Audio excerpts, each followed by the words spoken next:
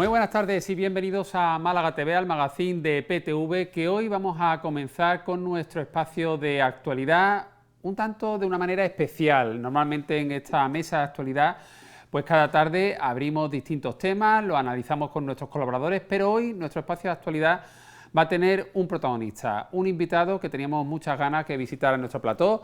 Y bueno, pues ya está aquí con nosotros para compartir los siguientes minutos del programa, la primera parte del programa, media hora, que vamos a hablar con uno de los integrantes malagueños que viajó a bordo de esa flotilla para llevar ayuda humanitaria al pueblo palestino, para llevar ayuda humanitaria a Gaza. Llegaron a España después de ese secuestro por parte del ejército de Israel, detención y posterior secuestro por parte del ejército de Israel, pues llegaron a España el 5 de octubre, el pasado domingo 5 de octubre.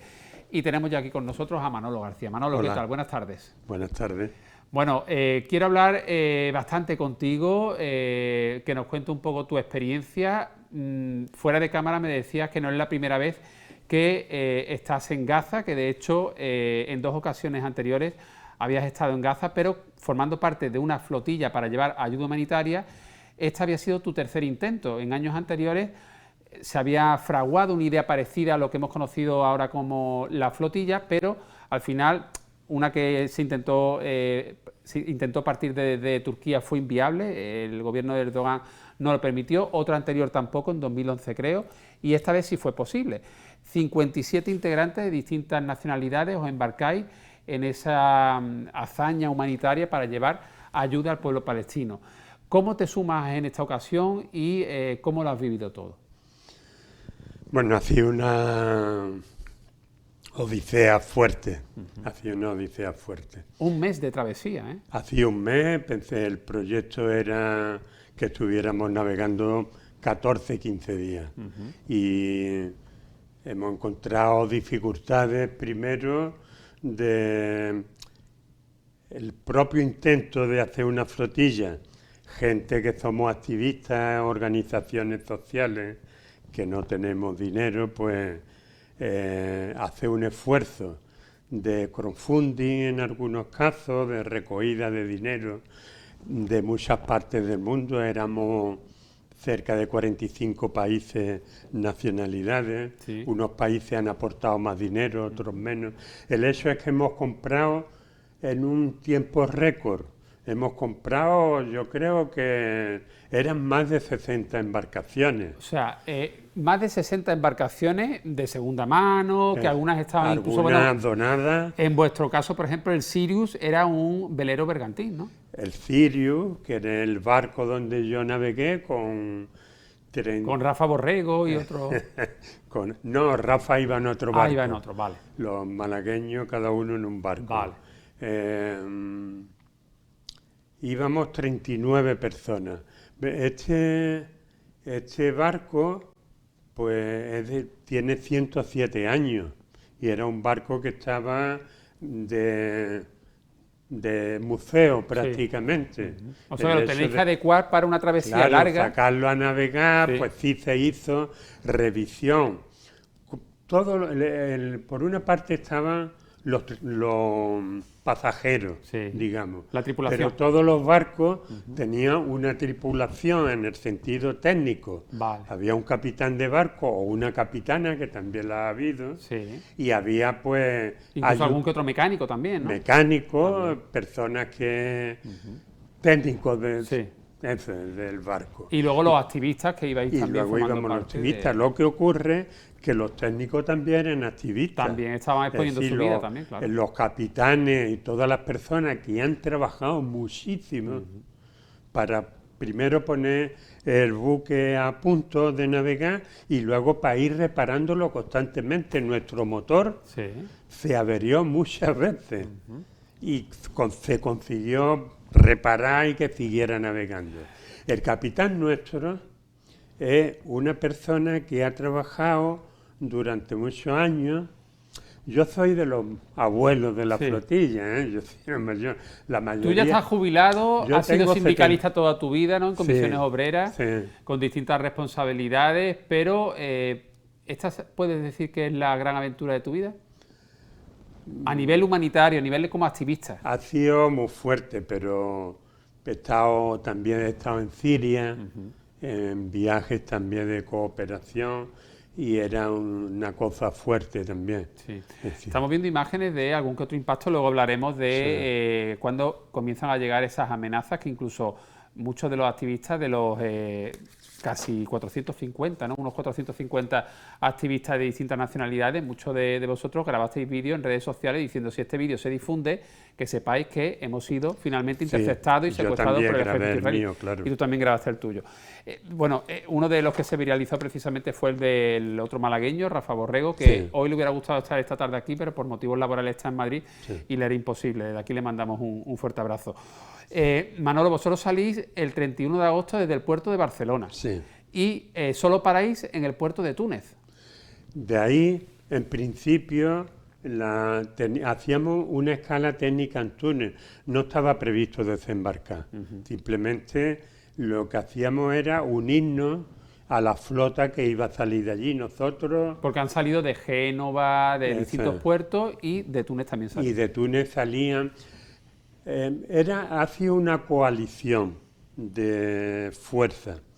Hablando de las anteriores flotillas, quería decirte que en 2010 se constituye a escala internacional una coalición que es la Flotilla de la Libertad. Sí. En esa coalición hay muchos países y entre ellos España. Vale. Y eso se crea en 2010. El Mavi Mármara, que iba en esa flotilla en 2010, fue atacado por el ejército israelí y mataron a 10 activistas que iban en el buque. Luego ya en 2011, desde España, se fleta un barco también, que lo bautizamos como Guernica, y intentó, junto con barcos de todo el mundo, intentó salir desde Atenas hacia Gaza. El gobierno no lo impidió. Luego, en 2024, quisimos hacer lo mismo desde Turquía, desde Estambul, y el gobierno no lo impidió. Erdogan tampoco lo permitió, ¿no? Pero entonces sería el tercer o cuarto intento. Desde el 2010 hasta 2024, siempre se ha intentado, y algunas veces flotillas grandes nunca habían permitido que saliera. Pero sí han ido barcos que ya habían sufrido ese tipo de detención por parte del gobierno israelí. Y hay una cosa que es lo que fragua esta acción, que fue la marcha global a Gaza por el Cairo. Era una marcha que se hizo en junio, donde queríamos ir andando, salíamos del Cairo en autobuses, llegábamos a Larish, que es un puerto egipcio que está a 50 kilómetros de Gaza, y en Al-Arish hacíamos el recorrido andando durante 3 días. Estaba organizado de esa manera. Manolo, hablábamos también, ¿no?, antes de entrar en plató, que a raíz de todas las informaciones, ¿no?, que habéis originado, ¿no?, con esta hazaña humanitaria de la flotilla, también han surgido noticias, algunas falsas, otras noticias que a lo mejor tienen un pozo de verdad, pero que están enfocadas de una manera no intencionada, sino directamente malintencionada. Yo tengo aquí algunos titulares, de hecho algunos incluso son palabras que se recogen de algunos representantes políticos, por ejemplo, de la presidenta de la Comunidad de Madrid, de Isabel Díaz Ayuso, que cargó contra vosotros, contra la flotilla, diciendo: con 2 etarras a bordo, no parece que sea de la paz. 2 personas que en su día formaban parte de la banda terrorista. Luego añadiremos más cosas, pero también se ha hablado, por ejemplo, del coste que ha tenido esa repatriación para el gobierno. Se ha hablado también que algunos activistas regresaron en un avión militar del Ejército del Aire y que otros, supuestamente, vamos a decir, se negaban a ir a bordo de ese avión del Ejército del Aire y exigieron ir en un avión comercial. A mí me gustaría que tú aclarases todos estos puntos, porque tengo la sensación que para desacreditar una hazaña que habéis llevado a cabo con la mejor de la intención, entiendo, pues se recurre a el tema de que si de los 400 y pico había 2 personas que tenían un pasado vinculado a ETA, pero entiendo que ya pagaron su condena y que, bueno, yo creo que la reinserción también De hecho, uno de esos supuestos etarras hoy en día da clase en un instituto, pero bueno, te quiero decir que da la sensación que se agarran a un clavo ardiendo para desacreditar algo que a priori yo lo veo que es algo para aplaudir, que es loable, ¿no? Mira, yo primero éramos más de 500, lo que pasa que las durísimas condiciones de la navegación hizo que algunos se bajaran Sí. en el viaje y al Sí. final llegamos a algo menos de 500 personas allí. Pero te voy a decir, un compañero que iba en mi barco duró 3 días. Enseguida que pudo una primera parada que se hizo en Menorca, que hicimos en Menorca también, pues, temas de avería, temas de gran marejada que nos permitía Habéis navegar. sufrido tormentas y En 3 días, el hombre llevaba 3 días mal, con mal. mareos y claro. Claro, y él se bajó, pero había muchos pasajeros que las condiciones de, primero, no poder aclimatarse, pues no son barcos grandes Claro. que tú vas y como Y no si- notas el movimiento del mar. Claro, los barcos muy pequeños, eso era increíble. El mío era de los más grandecitos, que era como Sí. una embarcación de las que hay en el puerto de paseo, ¿no? Sí. Sí, un poquito más grande, Sí. no era otra cosa. Y sufrí, yo los 2 primeros días estuve devolviendo los 2 primeros días. Está entonces, o sea, ¿entiendes las palabras que yo he pronunciado aquí en el programa en el sentido de que probablemente muchas de esas informaciones no son del todo falsas, son ciertas, pero que están cogidas ahí con alfileres para desacreditaros? Sí, algunas son, sí, yo a Ayuso y a cualquier pijo de la vida, Sí. yo lo metería en alguno de los barcos. Y ¿Habéis lo- dormido, un mes, durante todo ese un mes? mes. ¿Habéis dormido en el suelo, en colchones en el suelo? Hemos dormido en colchoneta, bodega, en en el la bodega. suelo, en la bodega, tirado en el suelo. Que no ibais de crucero, vamos. Un váter, un servicio para 35 39 personas en el caso de tu embarcación. un váter para 39 personas que había que echar un cubo a armar, recoger agua para poder Sí. vaciarlo. Había que fregar los platos, había que ducharse y todo era con agua del mar, Sí. recogiendo con cubo que tirábamos al mar y ahí había que subirlo como si fuera un pozo antiguo en una casa. Con eso se fregaban los platos, con eso había que ducharse entre comillas, con 2 plásticos puestos en un corredor del barco que daba al mar, se ponían 2 plásticos para la privacidad y tú subías agua Sí, del y mismo con mar y esa que agua con eso te te lavabas y te aseabas, ¿no? enjuagabas. Y Las bueno, condiciones, desde luego, no eran idílicas, no eran las condiciones de un barco de recreo, ¿no? Ni de un crucero. condiciones que ha habido gente que no la ha Que no ha soportado. podido soportarlo. Y la gente que la ha soportado, pues Tú has estado de ayudante de cocina, ¿no? Creo. sí, allí, claro, la comida tampoco teníamos, la comida era la que nosotros hemos comprado, hemos subido a bordo, luego hemos cocinado en condiciones muy difíciles también, que desde fuera no se ve, es que el barco se mueve, las ollas se caen, las cafeteras se caen, y entonces una olla hay que tenerla con una cuerda amarrada a la pared de madera, donde estaba la cocina, con unas tablas al principio y además fuimos aprendiendo sobre la marcha. Los 2 primeros días volaban la olla, volaban las Claro. cosas por la cocina y luego lo fijábamos, Sí. todo estaba fijado. Manuel, fíjate, a pesar de lo vivido, de que ha sido una experiencia dura, intensa, tú cuando llegaste a Málaga, que tenemos las imágenes, bueno, primero llegasteis a Madrid y luego, por cierto, ellos no eligieron ir en un avión comercial, es lo que, en este caso, el gobierno de España os puso a los primeros 21 españoles que son liberados Vinimos en Air Europa. en Air Europa desde Tel Aviv hasta Madrid, pero no Sí. es que dijerais vosotros, quiero un avión comercial. Nosotros no sabíamos dónde nos iban a meter, nosotros éramos presos. Vale. Éramos presos. Y nos sacan esposados de la cárcel, nos meten en furgones y nos llevan a Tel Aviv. Os detienen, por cierto, en aguas internacionales, En donde aguas Israel no tiene, internacionales. desde Sí, luego, por eso jurisdicción. decimos que es un secuestro, porque es un barco que va con todos sus papeles en regla,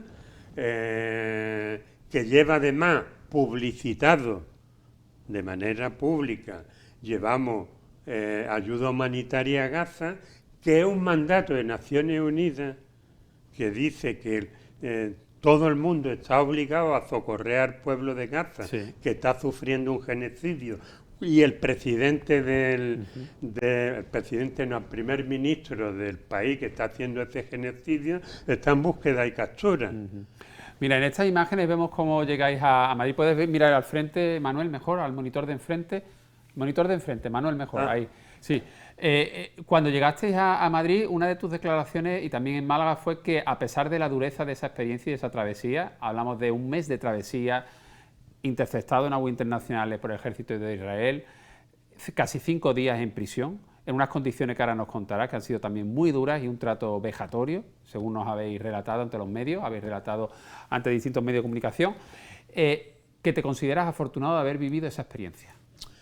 Sí, primero porque las acciones de solidaridad en Gaza, Palestina lleva 80 años sufriendo. Es un pueblo que no se le permitió ejercer su derecho a autodeterminación y que sufrió desde el primer momento, aunque Naciones Unidas hace un reparto que eso era injusto, que lo votaron 33 países, aquellas Naciones Unidas era al principio, no había habido un proceso de descolonización y eran muy pocos países. Y son solamente 33 los que deciden la partición en 2 estados. Pero esa partición no se respeta. Y entonces la parte israelí, lo que iba a hacer el Estado israelí, empieza a expulsar a campesinos de 561 aldeas aproximadamente fueron devastadas y con sus habitantes asesinados, y provocó un éxodo de personas de cerca de 1 millón en lo que era la tierra de Palestina, excepto la Franja de Gaza y una parte de Cisjordania, que desde ese momento Gaza empezó a administrarla Egipto y Cisjordania, Jordania. El resto quedaron 400.000 palestinos, la gran mayoría huyó, y hoy son 9 millones de palestinos que viven en campos de refugiados donde fueron llevados en ese momento. Entonces, en esa situación, el pueblo palestino nunca ha podido tener derecho. Entonces, la solidaridad con Palestina es una cosa que conozco de toda la vida, desde... Ponerla en práctica o Sí, darle visibilidad a través de sumarte a esta iniciativa. Intentar entenderlo y cuando entiende el conflicto, Sí. pues intenta ayudar. Y fíjate que el poquito tiempo que hemos podido hablar antes de empezar la entrevista, estoy convencido de que aunque tú y muchas personas, la inmensa mayoría de la población, como no podía ser de otra manera, pues consideran que lo que está ocurriendo es un genocidio, pero estoy convencido de que también condenas, por ejemplo, lo que hizo Hamás en el desierto, ¿verdad? Es que ni te tiembla. A ver, crímenes de guerra, lo haga quien lo haga, Hay que condenarlo, crímenes, hay que condenarlo. son crímenes. Ahora, en el tema del 7 de octubre, Sí. el famoso 7 de octubre, por eso explicaba yo lo de los 80 años, hay que entender que desde 2006, en 2006 jamás, como partido político, ganó por mayoría absoluta las elecciones en Palestina. En Palestina, que no es un Estado, pero hay una autoridad nacional que tiene unos órganos representativos. Luego no tiene competencias políticas, porque es Israel quien determina todo. Es decir, la autoridad, las zonas de la autoridad palestina utilizan el shekel, que es la moneda israelí, las fronteras son israelíes, todo es israelí. Las leyes las han dicho. Lo que hace la autoridad palestina es el tráfico, los médicos, las escuelas, es decir, es una autoridad administrativa que aspira a tener su propio Estado. Y entonces, en el caso de esas elecciones del 2006, jamás gana por mayoría absoluta. Pero yo te preguntaba por el tema de lo del desierto, que no te Claro, tiembla, me imagino, que el pulso digo, de condenar también. Claro, sí, ya te lo he dicho al Sí, principio, vale, pero no que te en el 2007 Gaza, o sea, jamás que había ganado las elecciones, no lo dejan gobernar. Y entonces ellos, con la fuerza que tienen en Gaza, que está separada de Cisjordania, pues toman el gobierno. A la fuerza, pero con el respaldo legal de haber ganado. Oye, Manuel, sí, perdona. Bloquean sí. Gaza. Desde el 2007, Gaza está bloqueada. La gente no puede ni entrar ni salir. Vale. Se ha denominado la mayor prisión a cielo abierto del mundo, porque es un territorio que tiene 40 kilómetros de largo y 12 de ancho en algunos sitios, en otros sitios menos. Y hay más de 2 millones de personas habitando allí. Gente que no pueden salir y que solamente entran lo que Israel decide. Manuel, todas esas noches, cuando estabais ya más cerca de Gaza, cuando empezasteis a recibir esos ataques de los drones del ejército israelí, algunos drones eran para vigilar, para grabaros incluso, ¿verdad? Pero otros directamente, lo hemos visto en las imágenes, que atacaron, lanzaron algún tipo de dispositivo, de armamento que incluso ocasionaron fuego en cubierta de distintas embarcaciones. Sí, la primera vez que avistamos drones fue antes de llegar a Túnez. Y bueno, estuvieron vigilando, dando una vuelta por encima del barco y luego se fueron.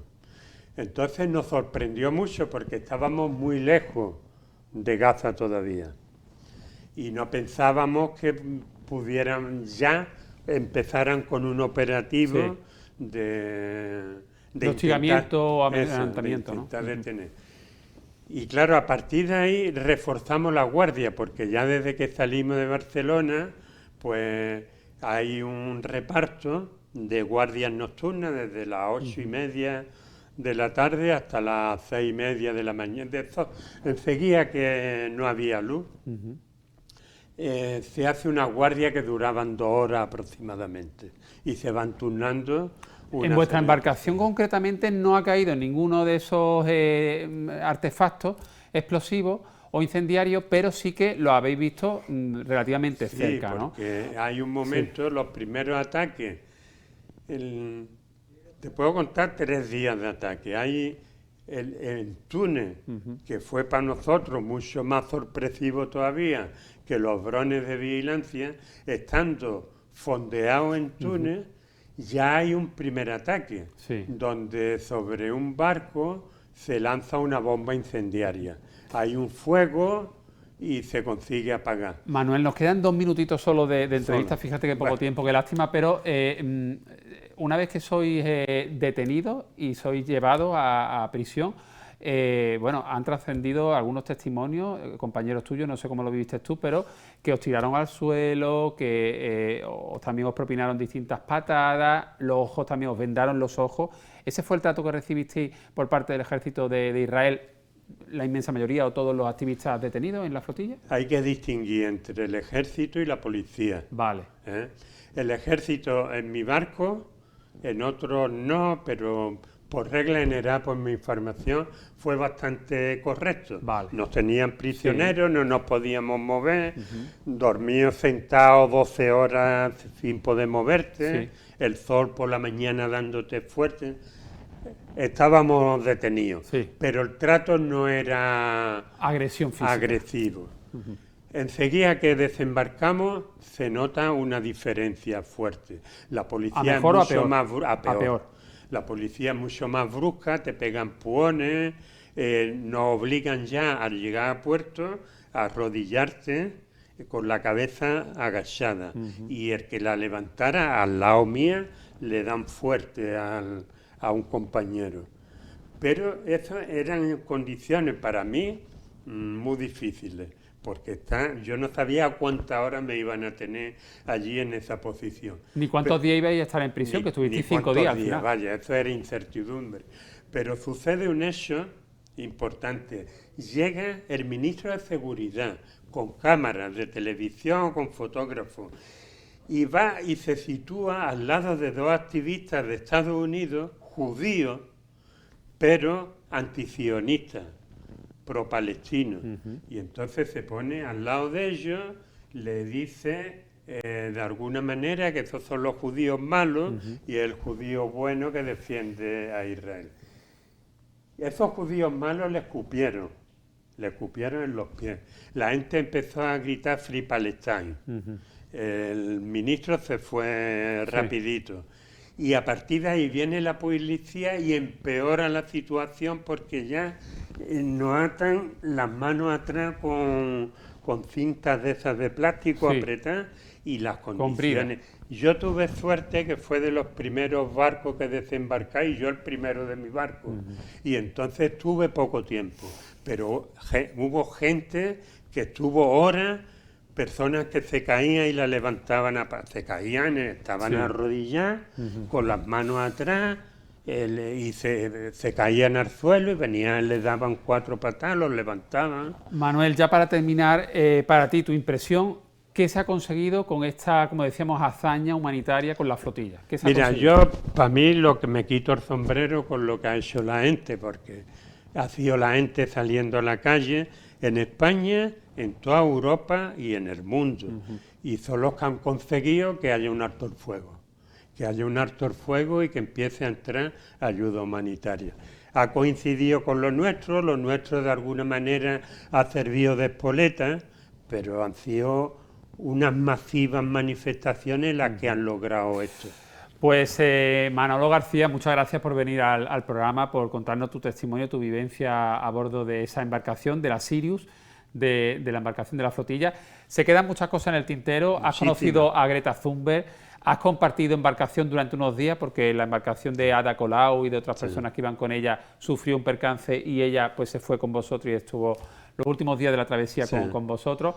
Pero bueno, la verdad que ha sido muy interesante tenerte en el plató. Yo creo que habéis sido muy valientes y te agradezco mucho tu testimonio y que hayas venido al programa. Bueno, muchas gracias al programa por interesarte, porque yo creo que el problema más grave por el que sufre la humanidad ahora mismo.